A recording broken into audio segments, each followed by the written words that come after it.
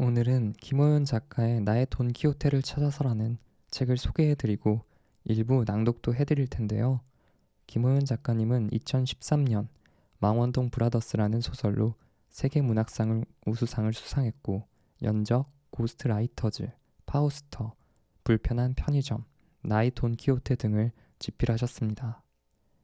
그리고 오늘 소개해드릴 책 나의 돈키호테를 찾아서는 나의 돈키호테라는 소설을 쓰기 위해 스페인에 가서 있던 일들에 대해 쓴 에세이입니다. 이 책을 읽으면서 여러 가지 기분이 들었는데요. 한편으로는 스페인 여행을 다녀온 듯한 기분이 들었고 또 다른 한편으로는 소설을, 글을 쓰기 위한 과정이 삶을 살아가는 과정 같다고 느꼈습니다. 왜 우리의 삶도 그렇잖아요. 누가 어떻게 살라고 목적을 정해주는 것도 아니고 누군가 무엇을 해야 할지 알려주지도 않는 것처럼 김호연 작가는 나의 돈키호테를 찾아서에서 막연하게 돈키호테를 찾고 또 우연히 발견하고 길을 잃기도 하는 모습을 보여줍니다.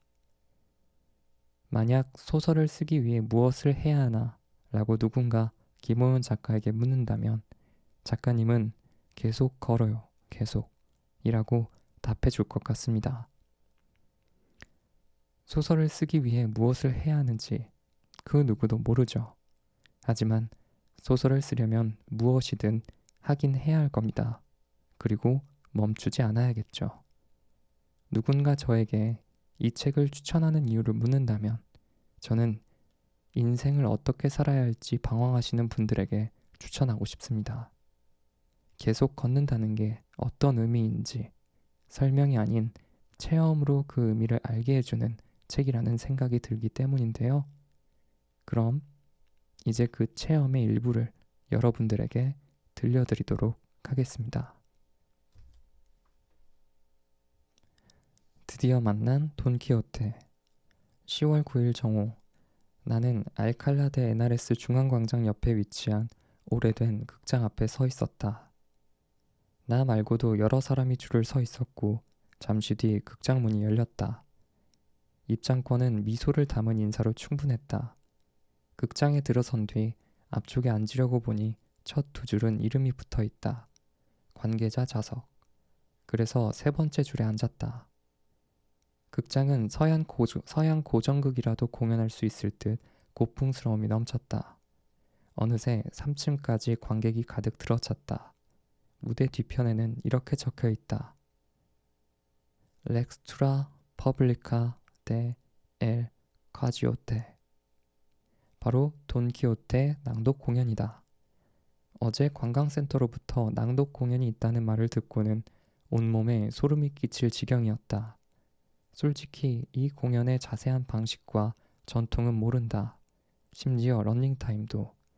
하지만 나는 그저 돈키호테 낭독 공연이라는 정보만으로도 이곳에 올 가치가 있다고 생각했다.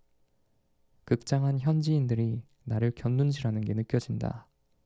저 동양인 사내는 낭독 공연에 뭘 얻어먹으러 온 걸까? 학생이라기엔 너무 늙어 보이는데 스페인어는 알아들을 수 있는 건가? 라는 질문의 눈빛이 느껴졌다. 잠시 뒤 앞 두 줄을 관계자들이 들어와 채운다. 가지각색이다.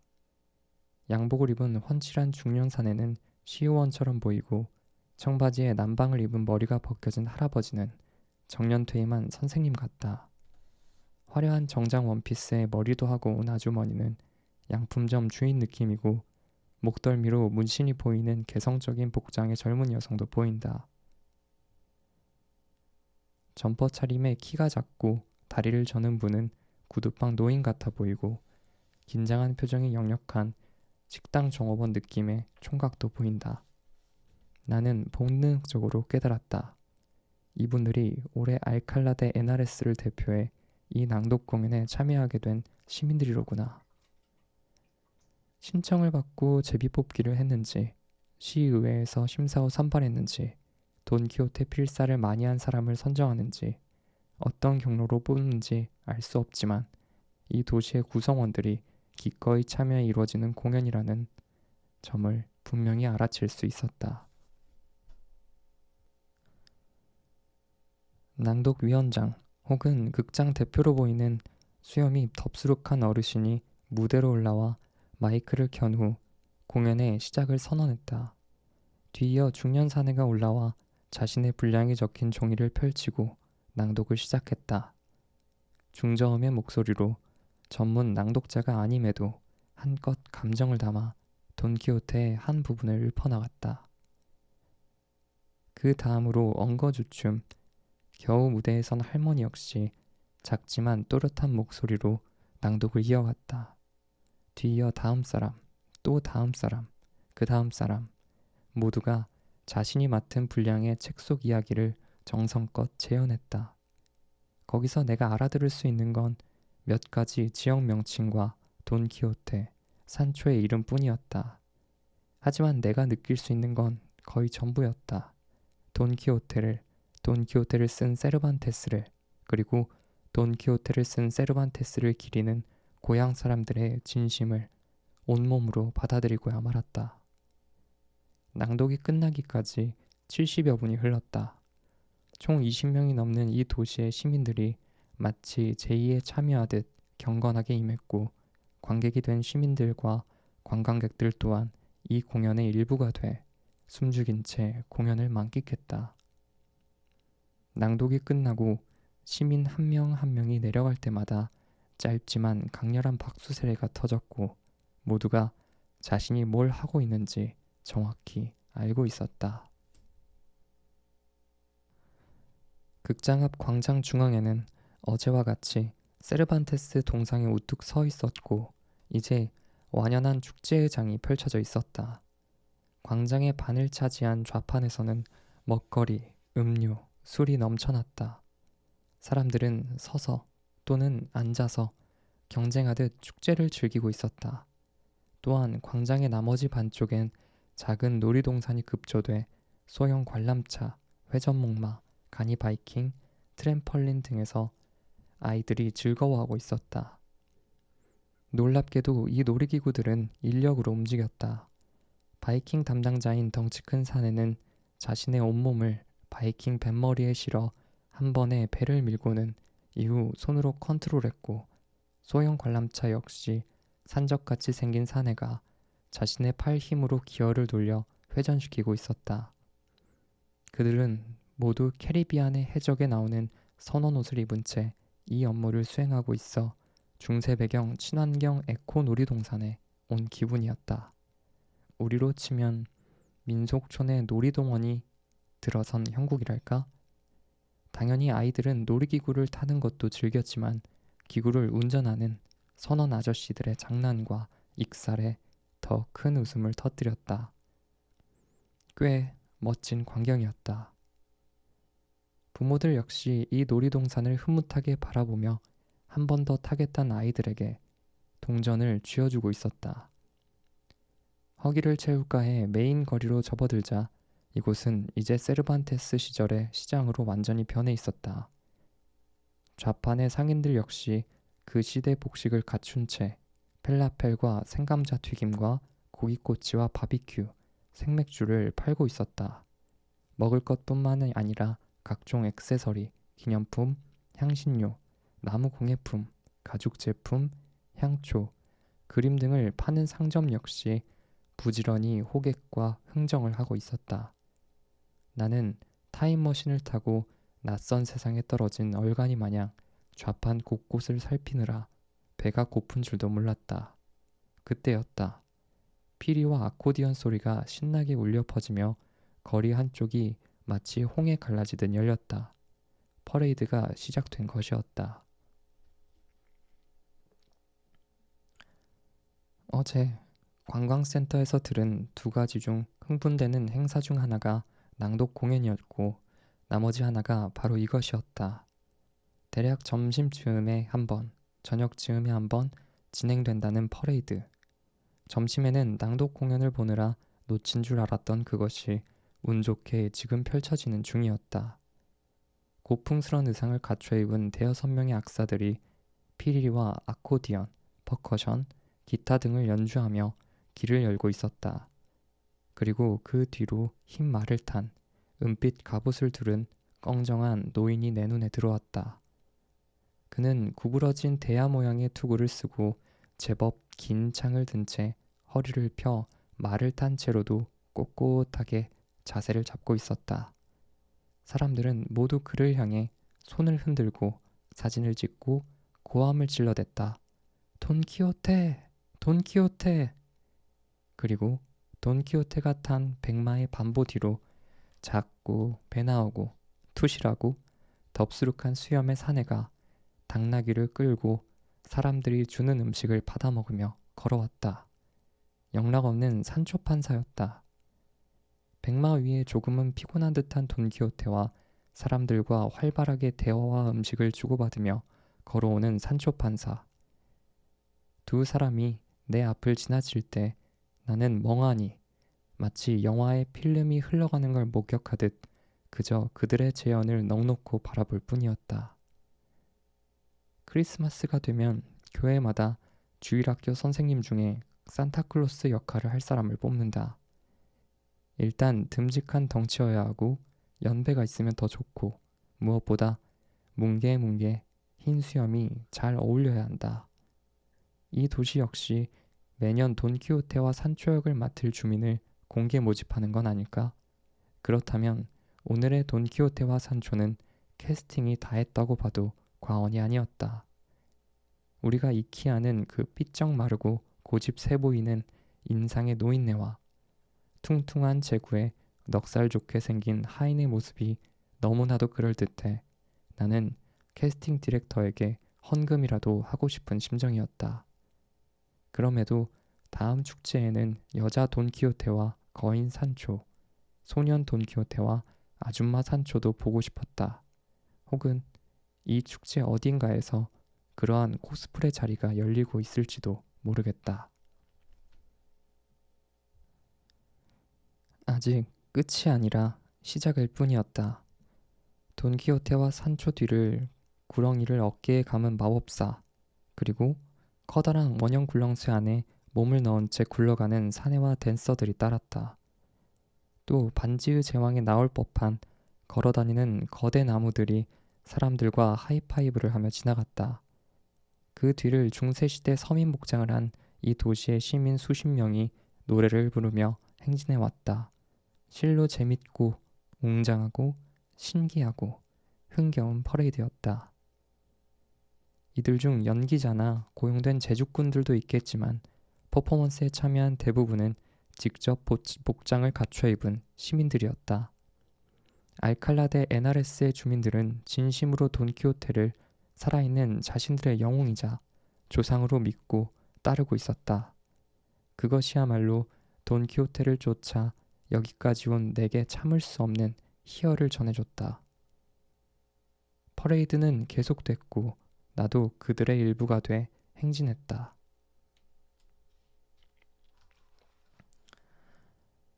글쓰기 메커니즘. 다시 마드리드의 작업실. 알칼라데 에나레스에서 세르반테스와 돈키호테 그리고 후손들의 엄청난 열정과 감동의 세례를 받은 뒤에는 글이 술술 써질 줄 알았다. 시내 광장에서 만났던 세르반테스 옹도 글이 예언하지 않았었는가. 하지만 그 반대였다. 마치 목표한 바를 이룬 뒤 허탈해지듯 그의 생일에 그의 도시에서 한바탕 카니발을 즐기고 나니 이미 모든 걸 이룬 것 같은 착각에 빠져버렸다. 이번에 충전한 영감을 바탕으로 돈키호테를 한국에 소환하려면 흑마법은 도무지 발휘되지 않았다. 역시 글쓰기는 쉽지 않은 일이다. 20년을 글만 써 생계를 유지했음에도 여전히 쓴다는 건 힘이 들고 곤란한 일이다. 모든 노동이 그러하듯이 이 일도 적절한 공정이 필요하다. 그 공정에 몸을 실은 뒤 반복된 가동을 통해서만 글쓰기의 기술이 스멀스멀 발휘되는 것이다. 소설가로 등단한 그 해의 송년회에서 의사 친구가 내게 물었다. 그런데 넌 하루 종일 책상 앞에 앉아 글을 쓰는 거야? 어떻게 그럴 수 있어? 내가 답했다.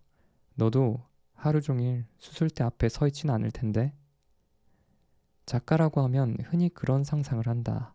책상 앞에 앉아 미간을 잔뜩 찌푸린 채 아침부터 저녁까지 글을 쓰고 지우고를 반복하는 그런 골방형 인간의 모습. 하지만 실제 작가의 생활이 그렇게 책상 앞에 코를 묶고 종일 버티는 건 아니다. 작가에게는 사는 것이 쓰는 것이다. 일상을 충실히 영위하는 게 글쓰기의 우선 조건이다. 물론 마감 시즌에는 하루 12시간을 책상에서 씨름하기도 하지만 대부분은 일상의 틀 안에서 글 작업을 해야 오래 할 수 있다. 전업은 결국 평생 꾸준히 이 일을 해서 먹고 살아야 한다는 뜻 아닌가. 전업 작가로 살아온 지도 20년이다. 중간에 출판사 생활을 했지만 그때도 계속 만화 스토리와 영화 시나리오를 썼으니 쉼 없이 글을 써온 셈이다. 첫 직장인 영화사 시나리오 팀에서 뭣도 모르고 선배들을 따라 시나리오를 썼고 만화계에선 훌륭한 선생님을 알게 돼 그분을 통해 만화 스토리를 배웠다. 출판사에선 소설 편집주로 일하며 자연스레 소설 쓰는 일을 독학했다. 다재다능하지 않고 글쓰기밖에 할 게 없어서 이 일을 계속해왔고 계속 오래 하다 보니 글 쓰는 일이 그나마 제일 잘하는 일이 돼서 여기까지 온 것이다. 프로작가 20년 차가 글쓰기에 대해 하고 싶은 말이 있다면 결국 살아가는 것과 글을 쓰는 것은 같은 일이라는 점이다. 늘 글쓰기를 삶과 분리하려고 노력했지만 결국 작가의 일상은 글쓰기에 온통 집중될 수밖에 없고 그 강박과 집착 속에서 삶이 완성되고 글이 써지곤 한다. 앞에서도 글쓰기에 강박이 없는 작가는 작가가 아니라고 말했듯 삶에서 항상 글쓰기의 와이파이를 켜놓고 몸의 감각을 준비시켜 두지 않으면 작업은 곧 무뎌지고 더뎌진다. 나는 노트북을 켜고 자판에 손을 댈 때마다 그날의 연습을 하는 피아니스트가 된 심정이다.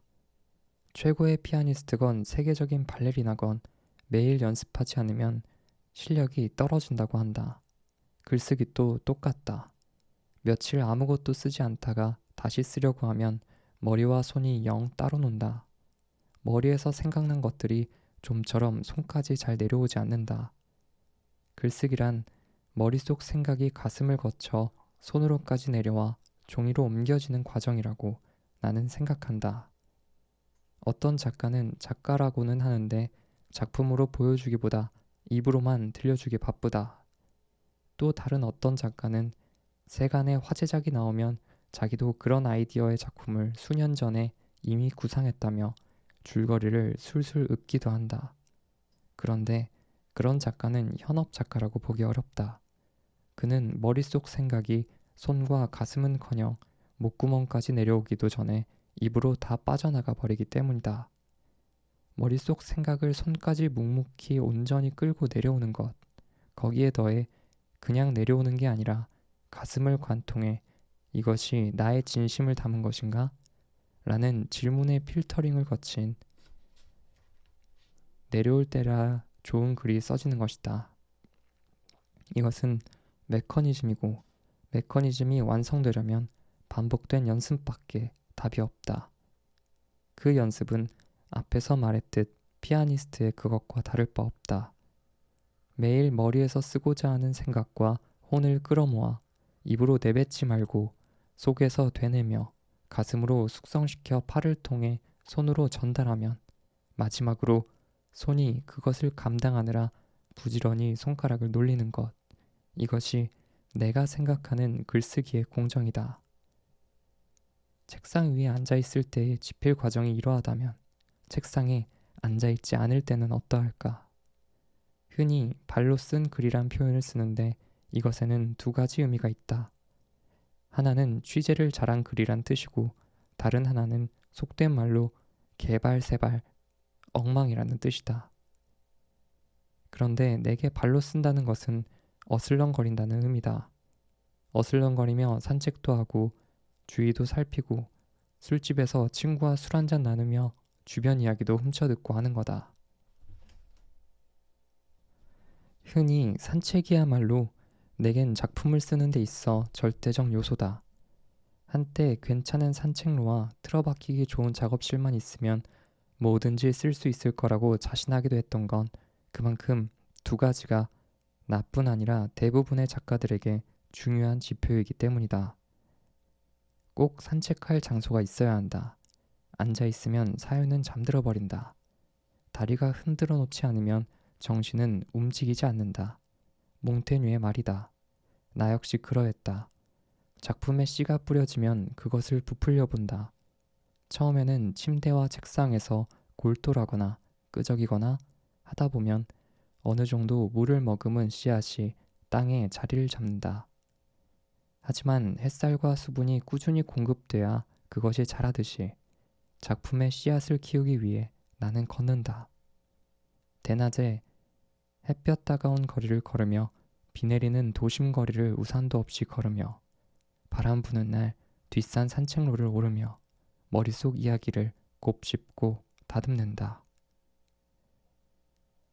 발걸음이 지속될 때마다 머릿속에서 이야기도 자기 길을 가듯 자란다. 주인공이 누군가를 만나고 다시 새로운 목표를 발견하고 마치 내가 이야기를 향해 걸어가듯 이야기 속 주인공도 자신만의 삶을 찾아 나아간다. 이 모든 게 산책과 어슬렁거림 속 내 발자취에서 비롯된다. 실제로 산책이 뇌신경을 자극해 뇌의 창작 영역을 활성화시킨다는 임상 결과도 있다고 하지 않는가. 이는 창작자에게만 적용되는 것도 아니다. 솔비투르 암불란도라는 라틴어 문장이 있다. 걸으면 해결된다라는 뜻이다. 걷다 보면 인생의 많은 고민들이 하나씩 정리되곤 하지 않는가.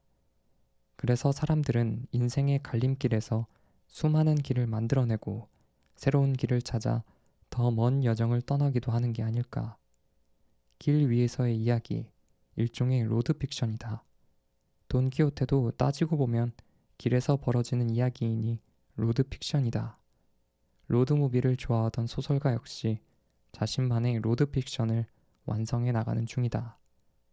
하지만 길에는 끝이 없어서 그는 이야기를 쓰는 방랑의 행진을 계속 이어가야 할 것이다. 그리하여 여기 마드리드에서의 나의 일상도 이러하다.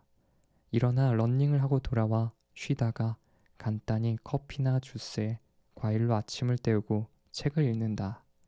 책을 읽고 이곳보다 7시간 앞서 일어난 한국의 뉴스를 접한다. 지인들의 소식도 접한다. 그러고 나서 내 이야기를 쓰기 위해 한글 파일을 띄운다. 전업 20년 차라지만 여전히 곧바로 쓰던 작품 속으로 빨려 들어가지 못한다. 언제나 첫 문장을 쓰기 위한 버퍼링이 있다. 뜸들이기, 주저하기, 머뭇거리기가 계속된다. 인터넷을 켜고 딴짓도 하고 음악도 들으며 빈둥거린다. 그러다 안 되겠다 싶으면 책상에서 벗어나 방을 나선다. 레지던시를 한 바퀴 돌며 경비원이라도 되는 듯 어슬렁거려 본다. 오늘 뭘 써야 하지? 어디까지 쓰면 되지? 어제 작업은 다시 생각해봐야 하지 않을까? 자연스레 작품에 대한 구상을 머릿속에 굴리며 다시 숙소로 돌아온다. 어제 쓴 부분을 읽는다. 그리고 용기를 내 글쓰기를 시작한다. 한 장 정도 쓰고는 숨을 고른다. 오늘 중 첫 번째 몰입이 끝났다. 짧은 몰입의 작업만으로도 벌써 지친다. 생각도 더 나지 않는다. 일어나 짐을 챙겨 다시 방을 나간다. 레지던시를 나가 지하철을 타고 레티로 공원으로 향한다. 마드리드의 허파 레티로 공원에 도착해 가슴에 신선한 바람을 잔뜩 품어본다. 3마리 각각 다른 견종의 개를 데리고 산책하는 스페인 할아버지를 스쳐 지나간다. 돌아서 개들을 바라본다. 개들을 보면 언제나 행복하다. 그들이 행복을 나눠주기 때문이다. 벤치에 앉다가 공원 잔디밭에서 비키니만 입고 선탠을 하는 세뇨리타를 발견하고 놀란다. 민망함에 다시 일어나 공원 중앙에 자리한 호수 쪽으로 간다.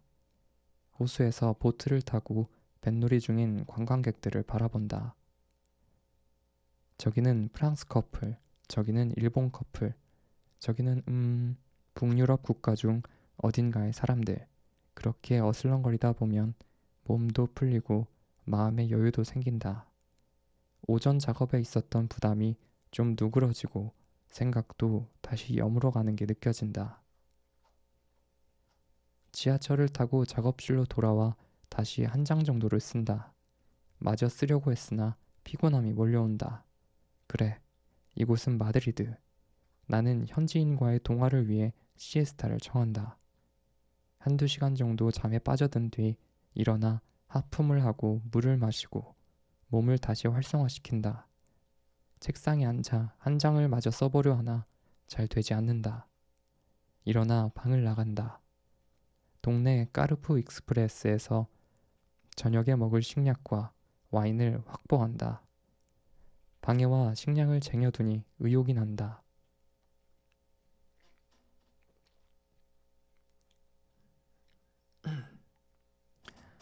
마저 다 써야 저걸 먹을 수 있다.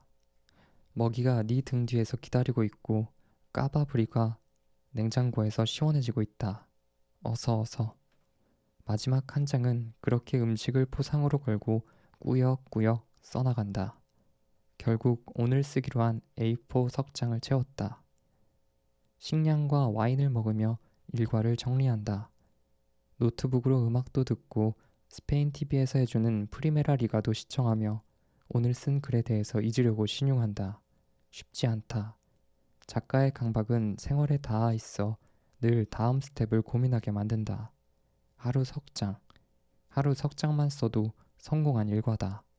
그렇게 한 달이면 90장짜리 이야기가 완성된다. 90장짜리 이야기란 장편소설 한 권 분량이다. 물론 그 90장짜리 이야기는 180장이 될 수도 있고 같은 분량으로 10번 고쳐질 수도 있다. 그러기에 시간이 걸리고 숙성이 필요하다. 적어도 나는 하루 석 장을 피아노 연습하듯 쓸 따름이다. 나는 그런 걸 마감이라고 부른다. 내 완성된 소설에 오늘의 습작 중 한 장이 들어갈지 한 문장이 들어갈지 아무것도 써먹지 못할지는 여전히 알 수 없다. 다만 나는 글 쓰는 인간의 일상을 가동했을 따름이다. 솔직히 완성도는 형편없을 것이다. 좀 잘 쓴 듯한 날은 술이 달 것이고 좀 엉망인 날은 쓴맛에 먹는 술이 될 것이다. 어쨌거나 나는 고칠 수 있는 원고를 가진 사람이 됐다. 나는 그런 일을 작가라고 부른다. 지금 나는 톨레도 외곽을 한 바퀴 도는 소코트렌이란 명명된 관광용 꼬마 기차에서 입을 벌린 채 소리 없는 탄성을 내뱉는 중이다. 이 웅장한 자태를 자랑하는 중세 성곽 도시와 그 도시를 감싼 타오강의 아름다움을 보고 있자니 오디오 가이드 기계의 어설픈 한국어 말투조차 사랑스럽게 느껴질 지경이다. 카스티아 왕국의 수도로서 정치 및 상공업 중심지로 융성했던 도시, 가톨릭, 이슬람, 유대교의 유산이 공존하는 도시, 구시가지 전체가 유네스코 세계문화유산인 고도, 톨레도는 한마디로 스페인 중세시대의 정수를 모아 담은 거대한 항아리 같은 느낌이다. 그런데 바야흐로 발동된 지필 모드는 어떻게 하고 여기는 왜 왔죠? 이유는 단순하다. 날씨가 좋아서. 톨레도는 마드리드에서 버스로 1시간 10분 거리다. 그런데 최근 계속 비가 왔다.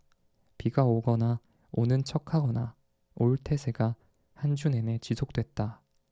그리하여 모처럼 맑은 금요일 아침 하늘을 보자마자 나는 톨레도행 버스가 출발하는 마드리드 남쪽 버스 터미널을 향해 뒤도 안 돌아보고 나섰다. 물론 당연히 톨레도 방문 역시 돈키호테 추적기의 연장선상이다. 지필을 미루고도 수행해야 할 작업이다. 톨레도 역시 세르반테스가 머물렀던 도시고 돈키호테의 기원에 관한 내용이 나오는 도시이기 때문이다. 돈키호테 1권을 보면 141페이지에서 142페이지에 걸쳐 이러한 대목이 나온다. 어느 날 톨레도의 알카나 시장에 나갔더니 한 소년이 비단 장수에게 잡기장이며 낡은 서류 뭉치를 팔기 위해 나와 있었다. 나라는 사람은 길바닥에 찢어진 종이라도 읽는 천성을 지닌 인간인지라 그 소년이 팔겠다고 하는 잡기장 한 권을 집어들어 봤는데 거기에는 아랍 글자가 쓰여 있었다.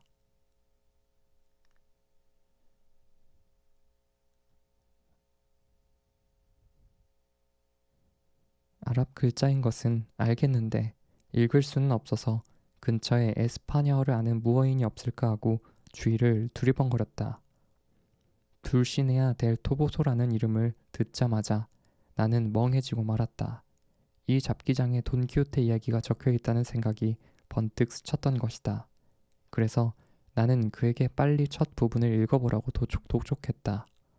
그는 시키는 대로 즉석에서 아랍말을 에스파냐말로 번역해 읽어줬다.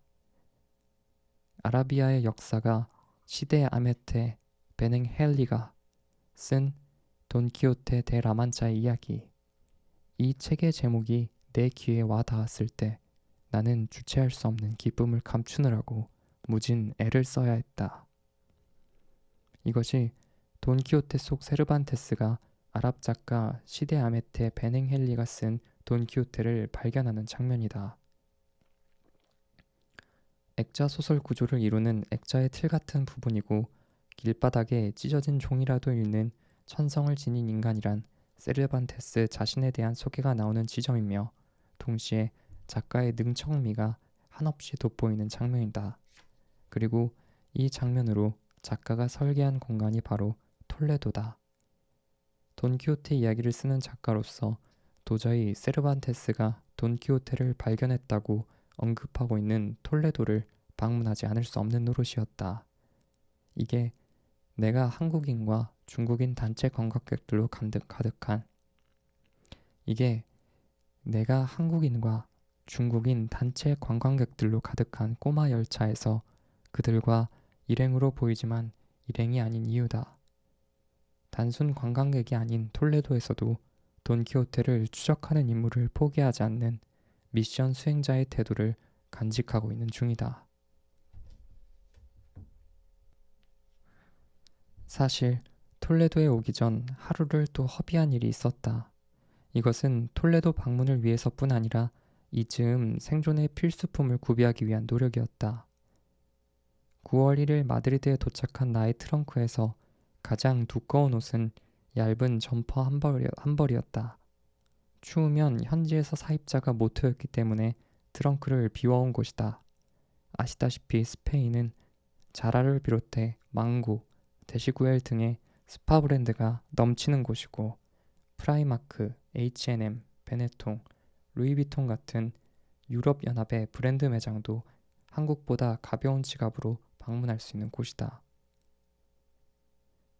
나는 날이 쌀쌀해지는 대로 점퍼, 재킷, 슈트, 코트 등 뭐라도 좋으니 현지에서 입다가 한국에 돌아가도 겨울까지 날 수 있는 아우터 하나를 구입하기로 마음먹었다. 하지만 10월 중순까지도 반바지에 반팔티를 입고 거리를 활보할 수 있는 마드리드의 날씨는 겨울까지 날 수 있는 아우터를 사기엔 애매했고 일교차로 인해 추워지는 저녁엔 가능하면 외출을 자제했기에 딱히 아우터가 필요하지 않았다. 하지만 11월이 되자 사정이 달라졌다. 게다가 비까지 왔다. 노벰버 레인이 내리자 마드리드는 추워지기 시작했고 나는 시내에 나갈 때마다 옷가게를 두리번대기 시작했다. 그리고 내린 결론은 프라이마크, 싼 이유가 있다. 자라, 한국에선 멋내려고 사입던 브랜드였는데 현지에 오니 왠지 싸 보이는 게 아닌가. 망고와 데시구엘도 역시 같은 이유로 아쉬웠다. 그나마 기대한 H&M이 좀 나았지만 스웨덴 브랜드여서인가 한국 아재 체형의 내게는 온통 길기만 했다. 그래서 겨울 아우터 구매 미션은 점점 난항에 빠져들었고 추위는 한층 다가왔으며 그 좋아하는 노벰버 레인이 야속할 지경이 될 찰나 통으로 끝나는 남은 두 군데 중 유일한 희망, 인 베네통으로 향했다. 그리고 베네통에서 다행히 마음에 드는 가성비 코트를 한 벌 발견할 수 있었다. 그리하여 해발 500m 고지가 넘는 요새이자 쌀쌀한 바람이 맴도는 성곽도시 톨레도에서 새로 산 코트를 휘저기며 찾아온 것이다. 좋았다. 따뜻하고 폼도 났다.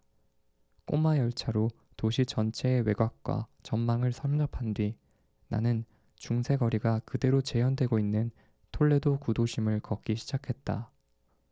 이곳에 잡기장을 파는 소년이 있다면, 그리고 그 소년이 돈키호테의 흔적이 남은 뭔가를 팔고 있다면 코트를 팔아서라도 그걸 사야겠지. 나는 그런 생각을 하며 세르반테스가 이 도시에서 살면서 꿈꿨던 이야기와 이야기의 분위기를 찾아 거리를 오갔다. 그런데 톨레도는 길을 잘 찾는 나 같은 사람도 미로에 빠져들게 만드는 길고 꼬불꼬불한 소의 내장 같은 거리를 품고 있었다. 그리고 뱃속의 숨은 주요 장기처럼 가톨릭, 유대교, 이슬람교의 주요 장소가 자리에 있었고, 그들이 공존하며 벌어지는 비밀스럽고 애틋한 이야기가 숨어 있는 공간이었다.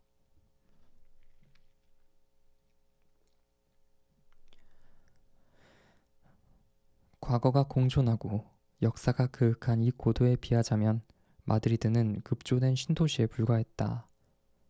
아침 일찍 톨레도에 도착해 연신 쏘다닌지라 정오가 지나자 배가 고파오기 시작했다. 하지만 식당이란 식당은 모두 관광지의 풍모를 갖춘 채 돈을 쓰고자 안달하는 외지인들을 받기 바빴고, 딱히 들어가고 싶은 곳을 발견할 수도 없었다. 배고픔을 참으며 나는 돈키호테를 찾는 수행을 이어나갔다.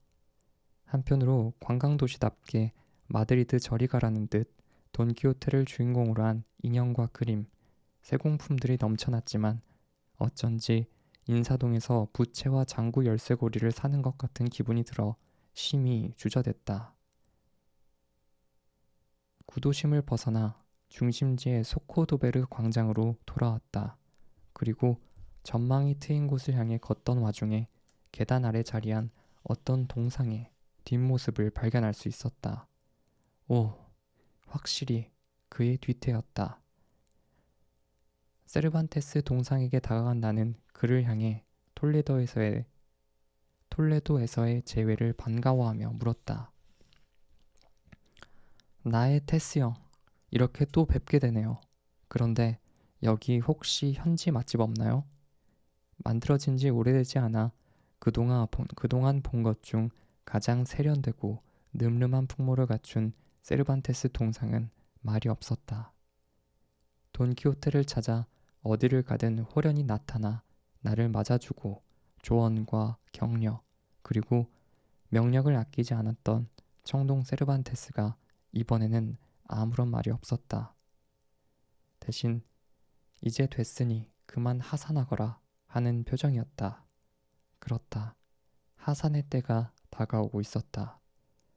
나는 톨레도 세르반테스 동상과 함께 사진을 찍은 뒤 허기를 억누르며 마드리드행 버스에 올랐다. 네, 여기까지 김호연 작가님의 나의 돈키호테를 찾아서에